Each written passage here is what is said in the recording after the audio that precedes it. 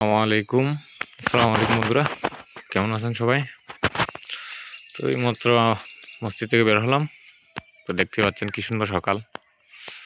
তো এখন শীতও কমে গেছে, একটু হালকা কুয়াশা আর কি, বেশি না তেমন একটা।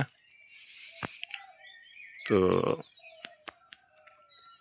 এটা হচ্ছে স্কুল ভবন একটা, আর এটা রাস্তা।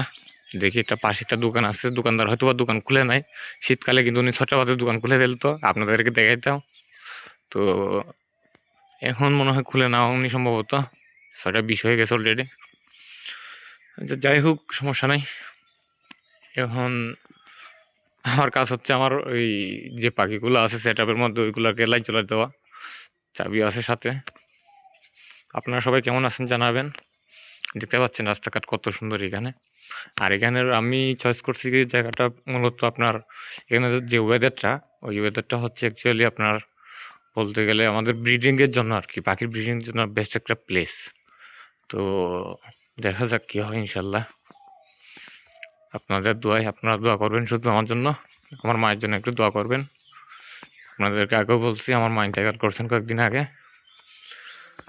তো আশা করি আপনারা আমার সাথে থাকবেন সব সময়, এটাই কামনা করি।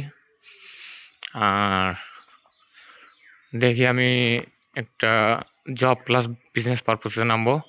আগে জবটা নিয়ে নিই, দেন বিজনেসের দিকে মনোযোগ দিব। কারণ ছোটো থেকে বড় হওয়াটাই বেস্ট, আমি যা বলে মনে করি আর কি।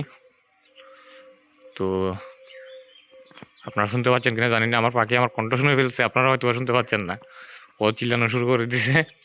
আচ্ছা যাই হোক, ওর রুমের লাইটটা জ্বালিয়ে দিতে হবে। আর এই সেই মাঠটা দেখতে পাচ্ছেন এখন, মানে কত বড় বিশাল হয়ে গেছে, এখন পরিষ্কার দেখা যাচ্ছে, একদম ক্লিয়ার। 6:30 বাচ্চার ক্লিয়ার হয়ে গেছে একদম, মাশাল্লাহ। আর এই হচ্ছে রোডটা, অনেকদিন পর আপনাদেরকে দেখাচ্ছি, একদম ক্লিয়ার, মাশাল্লাহ।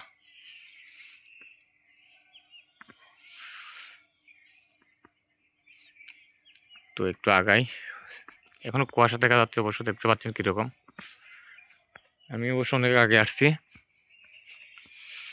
তো সবাই চেষ্টা করবেন মাঝে মধ্যে ফজরের নামাজটা আদায় করে নিতে, প্লাস হচ্ছে পাখির সেবা যত্ন নিতে, কারণ এগুলো তো একটা পশু প্রাণী।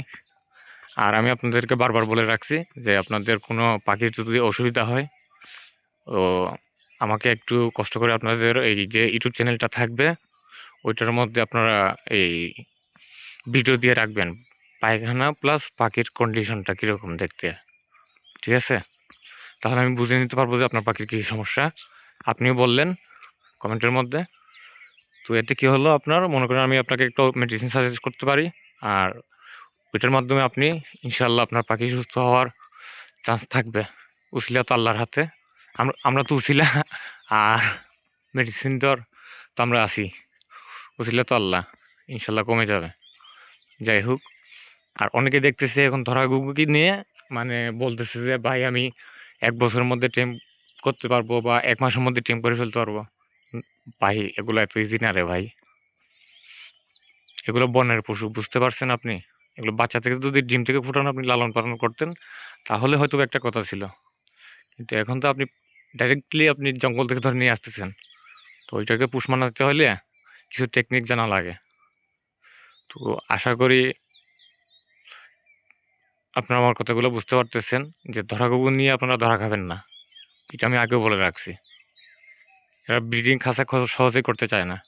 সামান্য আমার হাফ টাইম ফিমেলটাই ব্রিডিং করতে চায় না, আর এবার চিন্তা করে দেখে না যদি এটা জংলা হয় তাহলে কী অবস্থা হবে। আচ্ছা যাই হোক, আজকে আর মতো কথা বাড়ালাম না। ভালো থাকবেন সবাই।